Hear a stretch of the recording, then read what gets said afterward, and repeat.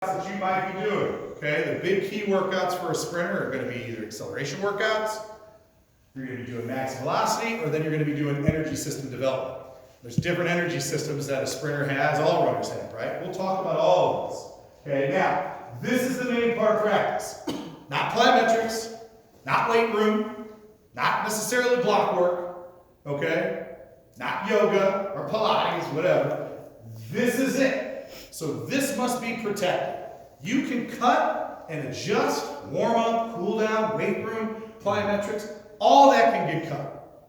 This cannot get cut. You have to protect this as much as you can. Believe it or not, even with an injured kid, which we'll talk about. How do you do some of this stuff when a kid's injured?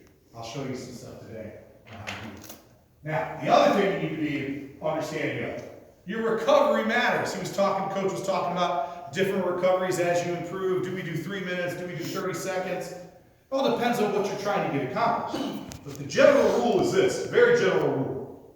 Every 10 meters of distance is usually about a minute of recovery. Now that gets kind of crazy when you're going up to 350 and 450s intervals, or 250s, right? But if you're expecting them to give you a 95% effort, not velocity, but effort, then your recovery has to match, which means sometimes your sprinters are sitting around for like 15 to 20 minutes in between some intervals. Now, you and I both know what could be a problem with that. They're sitting around for 15, 20 minutes. What could happen? Injuries, right? Because they get what? Cool down. They get cooled down too much, or they get stiff, right? So what do? We'll talk about it, but I put a recovery station right next to it. Foam rolls, stretchy bands, lacrosse balls, all of that is in a milk carton next to where they finish their intervals and next to me.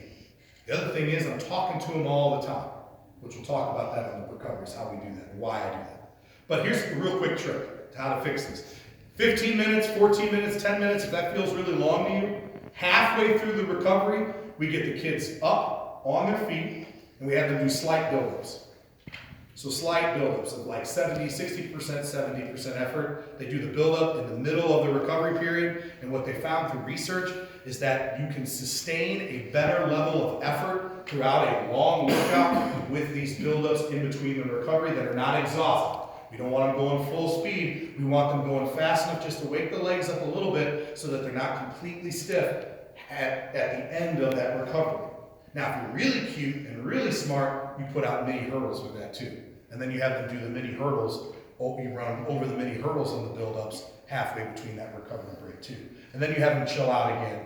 And they'll be ready. They'll be talking and all this other kind of stuff. Another thing I'll do, and I don't want to freak you out, but I usually grab them by the neck and I'll do their pulse, and I'll check their pulse. And once it gets below 120, after a long recovery, I feel pretty good that we can go again. Okay? I don't have to do that too often because sometimes kids are like, let's get this done, let's get this done. It's like, nope. And that's a way to say, hey, you're not ready. So the kid has something where they're like, oh, okay, I'm not ready. And then they kind of give themselves. I always talk about surrendering the kid's talent to the coach. That's a way to get them to surrender, if that makes sense. Okay? Communication is really important. So between reps, we have to talk. So what do some kids do on the first rep of a practice? What do? They go what? There's two types of things that can happen bad on a first rep. What's one of them? That's too hard, I want to quit. What's that? That's too hard. Maybe. And so then they give you this effort. Right?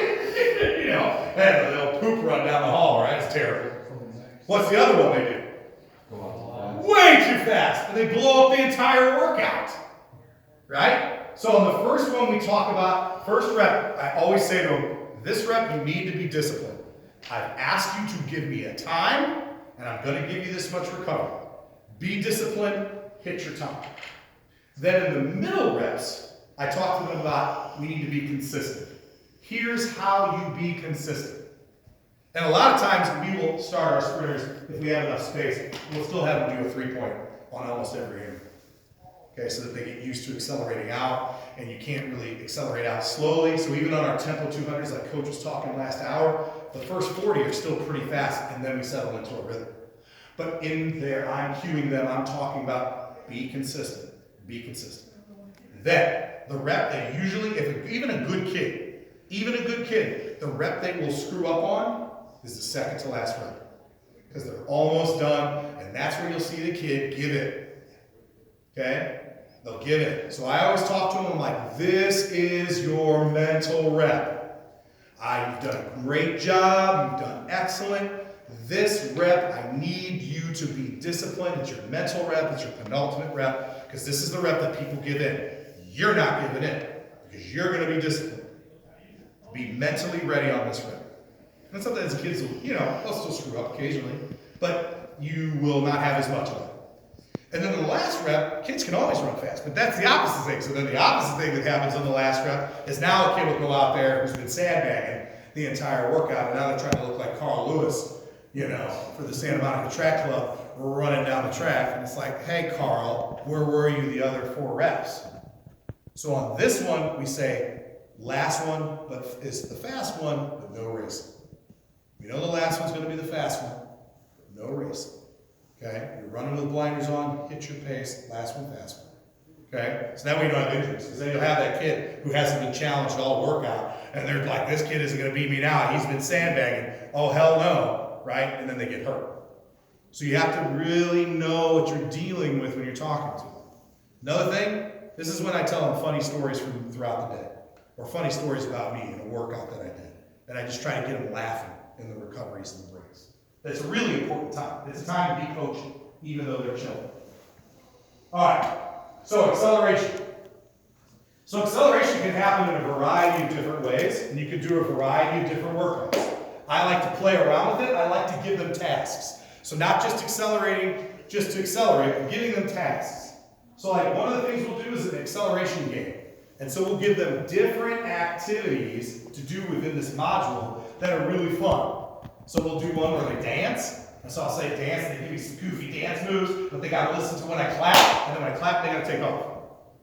Another one we'll do is we'll have them do a side skip, and go. So like that's the whole idea of the 4x4 or the 4x2 when you run it. But mostly the 4x4 where the kid's dying. And you're like, come on, Billy, come on. And so we'll do the side skip, and then go. So we're practicing that because they're gonna have to do that in the 4x4.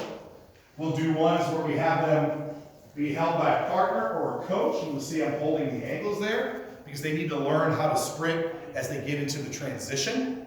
So everybody usually knows how to get out of the first 3 steps, or can try, but a lot of people don't know how to work the acceleration from that. What happens usually is the kids will have like an internal clock. They're like, oh, I've taken 5 steps, I should pop up now. And so by doing this, what we're telling them to focus on through this acceleration is, no, you're still building as you're moving forward. We want you to build. We want you to continue to accelerate. And it's really important to do this and teach this. So this young lady up here is Kira Gage. She's currently in my program. She's been all-state on relays. She'll probably be individually all-state this year if it works out. But she's tiny. So for her, naturally, she wants to do what right away? Because she's so tiny. Yes, she wants to come up. Well, what happens is everybody's like, ooh, look at that start. You get the ooh and the oh kind of thing. So what happens is if she doesn't set up her start right, you'll get the ooh, and she's taking off, and then as everybody passes her, you hear the oh. Right? We don't want the ooh, the oh. We don't want that. So you want to teach them how to continue to keep accelerating as we move forward. We'll do push-ups and go. We'll have them roll off their back and sprint out. And all those acceleration games are fun. You're like, well, that has nothing to do with track and field. Yeah, it doesn't. Other than we want them to respond to a sound. We want them to learn how to be fast out of weird positions. So when they get into a weird position at a critical moment, they've been there before and they don't get hurt, and it's fun, and it's entertaining, and it's goofy. There's a lot of good stuff going on there. Now, when we get to more specific things, so acceleration, bound, step over and hit. So I'll say, hey, I want you to drive for 5 steps, then I want you to bound out for 10 steps, and then for the remaining distance, I want you to step over your knee and sprint as fast as you can. What I mean by stepping over is that that ankle doesn't cross down mid-shin, ankle crosses up over the knee, and they're sprinting down. And again, we'll have little cones that we try to set up and do this. Now, why do I do that? Well, I want them to drive really hard, then those big, huge steps as they open up kind of looks like a bound as they open up, and then as they get all their acceleration built up, then we're stepping over and sprinting at maximum velocity. So it's a way of physically overloading them, but giving them something interesting to do that the body kind of does, but keeps them engaged in the process, makes it fun, makes it different. And what you're doing by facilitating the drive, bounce, and step over and hit, is if you have somebody who's a jumper, then that's a way to kind of like blend some of the jump skills into the acceleration. So if you don't have a lot of coaches, it's like, well, we're still getting some of that done within this workout. And you can blend that together. Now, when we accelerate, you always want to accelerate towards the beginning of practice. You don't want to do your accelerations at the end, because your kids what? At that point, they're tired. This is a neurological activity, and one of the best things we can do in track and field, or one of the best things we can teach, is accelerating. The other good thing, you can accelerate all the time, which is good. You can do a lot. So Dan Paff, I don't know if you guys know who he is. He's like a world-renowned sprint coach. He coached, the Donovan Bailey and a bunch of world-class sprinters, multiple Olympic medals. He basically says you can do up to 16 accelerations in a training session. That's probably not where you should start. You're gonna get people hurt, but you can do up to 16. The reason why he says that is if you think about it, how many times do you warm up before a race? How many times do you do drills before a race? How many block starts do you do practice before you start your race? Then you actually do the block start in the race, and then you do that 3 more times. Because you have to go through that whole process over again through all of your other events that you're running in the track. So you can do up to 16, okay? And the muscles that are involved in acceleration aren't exactly the muscles that you use when you maximum velocity.